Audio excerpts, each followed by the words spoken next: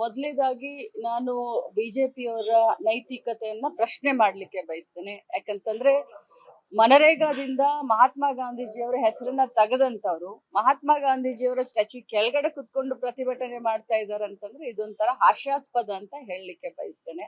ಇನ್ನು ನಾವು ರಾಜಭವನ ಚಲೋ ಅಂತ ಇರೋದು ಅದು ನಮಗೋಸ್ಕರ ಅಲ್ಲ, ಇಡೀ ಭಾರತ ದೇಶದಲ್ಲಿ ಸುಮಾರು 12 ಕೋಟಿ ರೋಜ್ಗಾರ್ ಕಾರ್ಡ್ ಹೋಲ್ಡರ್ ಏನಿದ್ರು, ಜಾಬ್ ಕಾರ್ಡ್ ಹೋಲ್ಡರ್ ಏನಿದ್ರು, ಅವ್ರೆಲ್ಲರಿಗೂ ಕೂಡ ಮನರೇಗಾದಿಂದ ಅವರ ಒಂದು ವೈಯಕ್ತಿಕ ಜೀವನವನ್ನ ಸುಧಾರಿಸ್ಕೊಳ್ಳಕ್ಕೆ UPA ಸರ್ಕಾರ 20 ವರ್ಷದ ಹಿಂದೆ 2005ರಲ್ಲಿ ಇದನ್ನ ಕಾನೂನನ್ನ ಮಾಡಿ ಸಂವಿಧಾನಾತ್ಮಕವಾದಂತ ಹಕ್ಕನ್ನ ಅವ್ರಿಗೆ ಕೊಟ್ಟಿತ್ತು, ಅಂದ್ರೆ ಕೆಲಸ ಮಾಡುವಂತ ಹಕ್ಕನ್ನ ಕೊಟ್ಟಿತ್ತು. ಆದ್ರೆ ಈಗ ನೋಡಿದ್ರೆ 20 ವರ್ಷದ ನಂತರ ಮಹಾತ್ಮ ಗಾಂಧೀಜಿಯವರ ಹೆಸರನ್ನು ತೆಗಿತಾರೆ. ಅದನ್ನ ತೆಗೆದು ಅದರಲ್ಲಿ ಸುಮಾರು ಚೇಂಜಸ್ ಅನ್ನ ಮಾಡಿದ್ದಾರೆ. ಮನ್ರೇಗಾದಲ್ಲಿ ಇರುವಂತ ಅನೇಕ ಕಾಯ್ದೆಗಳನ್ನ ಚೇಂಜಸ್ ಮಾಡಿದ್ದಾರೆ. ಇದು ಸುಲಭದ ತುತ್ತಲ್ಲ, ಯಾಕಂದ್ರೆ ಇದು ಫೆಡರಲ್ ಸಿಸ್ಟಮ್ ಇರುವಂತ ನಮ್ಮ ಭಾರತ ದೇಶದಲ್ಲಿ ಏನು ಗ್ರಾಮ ಪಂಚಾಯಿತಿಯ ಪರಿಕಲ್ಪನೆ ಏನಾಗಿತ್ತು, ರಾಜೀವ್ ಗಾಂಧೀಜಿಯವರ ಗ್ರಾಮ ಪಂಚಾಯಿತಿಯ ಪರಿಕಲ್ಪನೆ ಏನಾಗಿತ್ತು ಅಂತಂದ್ರೆ ಡೆಲ್ಲಿಯಲ್ಲಿ ಕುತ್ಕೊಂಡು ಕಾನೂನನ್ನ ಮಾಡಬಾರ್ದು, ಡೆಲ್ಲಿಯಲ್ಲಿ ಕುತ್ಕೊಂಡು ಹಳ್ಳಿಗೆ ಏನ್ ಬೇಕು ಅಂತ ವಿಚಾರ ಮಾಡಿದ್ರೆ ಸಿಕ್ಕದಿಲ್ಲ. ಡೆಲ್ಲಿಯಲ್ಲಿ 1 ರೂಪಾಯಿನ ಬಿಡುಗಡೆ ಮಾಡಿದ್ರೆ ಹಳ್ಳಿಗೆ ಬರೋದ್ರಲ್ಲಿ ಅದು 5 ಪೈಸೆ 10 ಪೈಸೆ ಆಗುತ್ತೆ. ಸೊ ಹಳ್ಳಿ ಸುಧಾರಣೆ ಆಗ್ಬೇಕು, ಗ್ರಾಮ ಸ್ವರಾಜ್ಯದ ಪರಿಕಲ್ಪನೆ ಇದಾಗ್ಬೇಕು ಅಂತಂದ್ರೆ ಹಳ್ಳಿಯಲ್ಲೇ ಕುತ್ಕೊಳ್ಬೇಕು, ಹಳ್ಳಿಗರನೇ ಗ್ರಾಮ ಸಭೆಯನ್ನ ಮಾಡ್ಬೇಕು, ಅದ್ರ ಮುಖಾಂತರ ತಮ್ಮ ಹಳ್ಳಿ ಹೇಗೆ ಸುಧಾರಣೆ ಮಾಡ್ಕೊಳ್ಬೇಕು ಅನ್ನೋದನ್ನ ಅವ್ರು ಡಿಸೈಡ್ ಮಾಡ್ಬೇಕಾಗಿತ್ತು. ಆದ್ರೆ ಈಗ ಇದು VBG ಗ್ರಾಮ್ಜಿ ನೋಡಿದ್ರೆ ಇದು ಡೆಲ್ಲಿಯಲ್ಲಿ ಅವ್ರು ಚೂಸ್ ಮಾಡೋಂಗ ಆಗಿದೆ. ಅವ್ರು ಯಾವ ಗ್ರಾಮ ಪಂಚಾಯತ್ಗೆ ಕೆಲಸ ಕೊಡ್ತಾರೋ, ಯಾವ ಗ್ರಾಮದಲ್ಲಿ ಕೆಲಸ ಮಾಡಂತ ಹೇಳ್ತಾರೋ, ಬಹಳಷ್ಟು ಕನ್ಫ್ಯೂಷನ್ ಇದೆ. ಸೊ ಮನರೇಗಾದಿಂದ ಎಷ್ಟೊಂದು ಒಳ್ಳೇದಾಗ್ತಾ ಇತ್ತು, ಅದರ ತದ್ವಿರುದ್ಧವಾಗಿ ಈ ಅಭಿವೃದ್ಧಿಯ ವಿರುದ್ಧವಾಗಿ ಅವರು ಇದನ್ನ ಶಾಸನವನ್ನ ತೆಗೆದುಕೊಂಡು ಬಂದಿದ್ದಾರೆ. ಅದ್ರ ವಿರುದ್ಧವಾಗಿ ಇವತ್ತು ರಾಜಭವನ ಚಲೋ ಪ್ರತಿಷ್ಠೆ ಮಾಡ್ತಾರೆ. ಖಂಡಿತವಾಗ್ಲೂ ರಾಜ್ಯಪಾಲರಿಗೆ ಭೇಟಿ ಮಾಡಿ ಮೆಮೊರಂಡಮ್ ಕೊಡ್ತೀವಿ. ಬೆಳಗಾವಿ ಗಡಿ ಭಾಗದಲ್ಲಿ 400 ಕೋಟಿ ಹಣ ಮಹಾರಾಷ್ಟ್ರದಿಂದ ಸೀಸ್ ಮಾಡಲಾಗಿದೆ ಅಂತ ತುಂಬಾ ಸುದ್ದಿ ಆಗ್ತಿದೆ. ನಿಮ್ಮ ಗಮನಕ್ಕೆ ಏನಾದರೂ ನೋಡಿ, ಈಗ ಕಾಂಗ್ರೆಸ್ನಲ್ಲೂ ಆರೋಪಗಳು ಜೊತೆಗೆ ಬಿಜೆಪಿ ಅವರು ಈ ಕಡೆ ರಾಜಕೀಯವಾಗಿ ನೋಡಿ, ಇದು ಕುಲಂಕುಷವಾಗಿ ಕಾನೂನು ಪ್ರಕಾರ ಮೊದಲು ತನಿಖೆ ಮಾಡೋಣ. ಬೆಳಗಾವಿಯಲ್ಲಿ ಸಿಕ್ಕಿದೆ ಮೊದಲು ಗಡಿ ಭಾಗ, ಅದು ಆ ಗಡಿ ಭಾಗ ಯಾರಿಗೆ ಸೇರುತ್ತೆ? ಯಾಕಂದ್ರೆ ಮೂರು ಗಡಿಗಳು ಅಲ್ಲಿ ಚೋರ್ಲಾಘಾಟದಲ್ಲಿ 3 ಗಡಿಗಳು ಸೇರ್ತಾವೆ. ಒಂದು ಗೋವಾದೊಂದು, ಮಹಾರಾಷ್ಟ್ರದೊಂದು, ಕರ್ನಾಟಕದೊಂದು. ಅದು ನಮ್ಮ ಪೊಲೀಸರು ಅದನ್ನ ಕುಲಂಕುಷವಾಗಿ ತನಿಖೆಯನ್ನ ಮಾಡ್ತಾ ಇದ್ದಾರೆ. ಖಂಡಿತವಾಗ್ಲೂ ಅದು ಯಾರಿಗೆ ಸಂಬಂಧಪಟ್ಟಿದ್ದು, ಇದ್ರಲ್ಲಿ ರಾಜಕಾರಣ ಮಾಡೋಣ, ನಂತರ ಮಾಡೋಣ. 400 crore ಅಂತಂದ್ರೆ ಇದನ್ನ ಕಡಿಮೆ ಅಲ್ಲ. ಅದು ಅದು 2000 ನೋಟು ಅಂತ ಎಲ್ಲರೂ ಹೇಳ್ತಾ ಇದ್ದಾರೆ. ಇಷ್ಟೊಂದು ನೋಟ್ ಎಲ್ಲಿಂದ ಬಂತು, ಯಾರ ಕಡೆಯಿಂದ ಬಂತು? ಗುಜರಾತ್ ನಿಂದ ಬಂದಿದೆ. ಗುಜರಾತ್ ಯಾರ್ದು, ಯಾರ ಸರ್ಕಾರ ಇದೆ ಅನ್ನೋದು ತಮ್ಗೆ ಗೊತ್ತು. ಸೊ ಗುಜರಾತ್, ಮಹಾರಾಷ್ಟ್ರ ದಾಟ್ಕೊಂಡು ಇಲ್ಲಿ ಬಂದಿದೆ. ಕಂಟೈನರ್ ಅಲ್ಲಿ ಬರೋದು ಅವ್ರಿಗೆ ಗೊತ್ತಾಗೋದಿಲ್ಲ ಅಂತಂದ್ರೆ ಏನು ಚಳ್ಳೆ ಹಣ್ಣು ತಿಂತಾ ಇದ್ರ? ನೋಡೋಣ, ತನಿಖೆ ಆದ್ಮೇಲೆ ಗೊತ್ತಾಗುತ್ತೆ ತಪ್ಪಿತಸ್ಥರು ಯಾರು ಅನ್ನೋದು ಖಂಡಿತವಾಗ್ಲೂ ಗೊತ್ತಾಗುತ್ತೆ. ನಮ್ಮ ಬೆಳಗಾವಿ ಪೊಲೀಸರಾಗ್ಲಿ, ಕರ್ನಾಟಕ ರಾಜ್ಯದ ಪೊಲೀಸರಾಗ್ಲಿ ಇದನ್ನ ಖಂಡಿತವಾಗ್ಲೂ ಇದನ್ನ ಭೇದಿಸ್ತಾರೆ ಅನ್ನೋಂತ ಮಾತನ್ನ ಹೇಳಲಿಕ್ಕೆ ಬಯಸ್ತಾರೆ.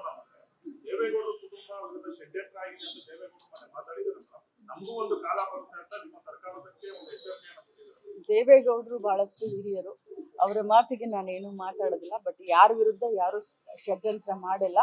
ಬಹಳಷ್ಟು ಮಹಿಳೆಯರಿಗೆ ಅನ್ಯಾಯ ಆಗಿದೆ. ಒಬ್ಬ ಮಹಿಳಾ ಮಂತ್ರಿಯಾಗಿ ಇಷ್ಟೇ ಮಾತನಾಡ್ಲಿಕ್ಕೆ ನಾನು ಬಯಸ್ತೀನಿ. ಮೊದಲನೇದಾಗಿ ನಾನು ಬಿಜೆಪಿಯವರ ನೈತಿಕತೆಯನ್ನ ಪ್ರಶ್ನೆ ಮಾಡ್ಲಿಕ್ಕೆ ಬಯಸ್ತೇನೆ. ಯಾಕಂತಂದ್ರೆ ಮನರೇಗಾದಿಂದ ಮಹಾತ್ಮ ಗಾಂಧೀಜಿಯವರ ಹೆಸರನ್ನ ತೆಗೆದಂತವ್ರು ಮಹಾತ್ಮ ಗಾಂಧೀಜಿಯವರ ಸ್ಟ್ಯಾಚ್ಯೂ ಕೆಳಗಡೆ ಕುತ್ಕೊಂಡು ಪ್ರತಿಭಟನೆ ಮಾಡ್ತಾ ಇದ್ದಾರೆ ಅಂತಂದ್ರೆ ಇದೊಂಥರ ಹಾಸ್ಯಾಸ್ಪದ ಅಂತ ಹೇಳಲಿಕ್ಕೆ ಬಯಸ್ತೇನೆ. ಇನ್ನು ನಾವು ರಾಜಭವನ ಚಲೋ ಅಂತ ಇರೋದು ಅದು ನಮಗೋಸ್ಕರ ಅಲ್ಲ, ಇಡೀ ಭಾರತ ದೇಶದಲ್ಲಿ ಸುಮಾರು 12 ಕೋಟಿ ರೋಜ್ಗಾರ್ ಕಾರ್ಡ್ ಹೋಲ್ಡರ್ ಏನಿದ್ರು, ಜಾಬ್ ಕಾರ್ಡ್ ಹೋಲ್ಡರ್ ಏನಿದ್ರು, ಅವ್ರೆಲ್ಲರಿಗೂ ಕೂಡ ಮನರೇಗಾದಿಂದ ಅವರ ಒಂದು ವೈಯಕ್ತಿಕ ಜೀವನವನ್ನ ಸುಧಾರಿಸ್ಕೊಳ್ಳಕ್ಕೆ UPA ಸರ್ಕಾರ 20 ವರ್ಷದ ಹಿಂದೆ 2005ರಲ್ಲಿ ಇದನ್ನ ಕಾನೂನನ್ನ ಮಾಡಿ ಸಂವಿಧಾನಾತ್ಮಕವಾದಂತ ಹಕ್ಕನ್ನ ಅವ್ರಿಗೆ ಕೊಟ್ಟಿತ್ತು, ಅಂದ್ರೆ ಕೆಲಸ ಮಾಡುವಂತ ಹಕ್ಕನ್ನ ಕೊಟ್ಟಿತ್ತು. ಆದ್ರೆ ಈಗ ನೋಡಿದ್ರೆ 20 ವರ್ಷದ ನಂತರ ಮಹಾತ್ಮ ಗಾಂಧೀಜಿಯವರ ಹೆಸರನ್ನು ತೆಗಿತಾರೆ. ಅದನ್ನ ತೆಗೆದು ಅದರಲ್ಲಿ ಸುಮಾರು ಚೇಂಜಸ್ ಅನ್ನ ಮಾಡಿದ್ದಾರೆ. ಮನ್ರೇಗಾದಲ್ಲಿ ಇರುವಂತ ಇರುವಂತ ಅನೇಕ ಕಾಯ್ದೆಗಳನ್ನ ಚೇಂಜಸ್ ಮಾಡಿದ್ದಾರೆ. ಇದು ಸುಲಭದ ತುತ್ತಲ್ಲ, ಯಾಕಂದ್ರೆ ಇದು ಫೆಡರಲ್ ಸಿಸ್ಟಮ್ ಇರುವಂತ ನಮ್ಮ ಭಾರತ ದೇಶದಲ್ಲಿ ಏನು ಗ್ರಾಮ ಪಂಚಾಯಿತಿಯ ಪರಿಕಲ್ಪನೆ ಏನಾಗಿತ್ತು, ರಾಜೀವ್ ಗಾಂಧೀಜಿಯವರ ಗ್ರಾಮ ಪಂಚಾಯಿತಿಯ ಪರಿಕಲ್ಪನೆ ಏನಾಗಿತ್ತು ಅಂತಂದ್ರೆ, ಡೆಲ್ಲಿಯಲ್ಲಿ ಕೂತ್ಕೊಂಡು ಕಾನೂನನ್ನ ಮಾಡಬಾರ್ದು, ಡೆಲ್ಲಿಯಲ್ಲಿ ಕೂತ್ಕೊಂಡು ಹಳ್ಳಿಗೆ ಏನ್ ಬೇಕು ಅಂತ ವಿಚಾರ ಮಾಡಿದ್ರೆ ಸಿಕ್ಕದಿಲ್ಲ. ಡೆಲ್ಲಿಯಲ್ಲಿ ₹1 ಬಿಡುಗಡೆ ಮಾಡಿದ್ರೆ ಹಳ್ಳಿಗೆ ಬರೋದ್ರಲ್ಲಿ ಅದು 5 ಪೈಸೆ 10 ಪೈಸೆ ಆಗುತ್ತೆ. ಸೊ ಹಳ್ಳಿ ಸುಧಾರಣೆ ಆಗ್ಬೇಕು, ಗ್ರಾಮ ಸ್ವರಾಜ್ಯದ ಪರಿಕಲ್ಪನೆ ಇದಾಗ್ಬೇಕು ಅಂತಂದ್ರೆ ಹಳ್ಳಿಯಲ್ಲೇ ಕೂತ್ಕೊಳ್ಬೇಕು, ಹಳ್ಳಿಗರನೇ ಗ್ರಾಮ ಸಭೆಯನ್ನ ಮಾಡ್ಬೇಕು, ಅದ್ರ ಮುಖಾಂತರ ತಮ್ಮ ಹಳ್ಳಿ ಹೇಗೆ ಸುಧಾರಣೆ ಮಾಡ್ಕೊಳ್ಬೇಕು ಅನ್ನೋದನ್ನ ಅವ್ರು ಡಿಸೈಡ್ ಮಾಡ್ಬೇಕಾಗಿತ್ತು. ಆದ್ರೆ ಈಗ ಇದು VBG ಗ್ರಾಮ್ಜಿ ನೋಡಿದ್ರೆ ಇದು ಡೆಲ್ಲಿಯಲ್ಲಿ ಅವ್ರು ಚೂಸ್ ಮಾಡೋಂಗ ಆಗಿದೆ. ಅವ್ರು ಯಾವ ಗ್ರಾಮ ಪಂಚಾಯತ್ಗೆ ಕೆಲಸ ಕೊಡ್ತಾರೋ, ಯಾವ ಗ್ರಾಮದಲ್ಲಿ ಕೆಲಸ ಮಾಡಂತ ಹೇಳ್ತಾರೋ, ಬಹಳಷ್ಟು ಕನ್ಫ್ಯೂಷನ್ ಇದೆ. ಸೊ ಮನರೇಗಾದಿಂದ ಎಷ್ಟೊಂದು ಒಳ್ಳೇದಾಗ್ತಾ ಇತ್ತು, ಅದರ ತದ್ವಿರುದ್ಧವಾಗಿ ಈ ಅಭಿವೃದ್ಧಿಯ ವಿರುದ್ಧವಾಗಿ ಅವರು ಇದನ್ನ ಶಾಸನವನ್ನ ತೆಗೆದುಕೊಂಡು ಬಂದಿದ್ದಾರೆ. ಅದ್ರ ವಿರುದ್ಧವಾಗಿ ಇವತ್ತು ರಾಜಭವನ ಚಲೋ ಪ್ರತಿಷ್ಠೆ ಮಾಡ್ತಾರೆ. ಖಂಡಿತವಾಗ್ಲೂ ರಾಜ್ಯಪಾಲರಿಗೆ ಭೇಟಿ ಮಾಡಿ ಮೆಮೊರಂಡಮ್ ಕೊಡ್ತೀವಿ.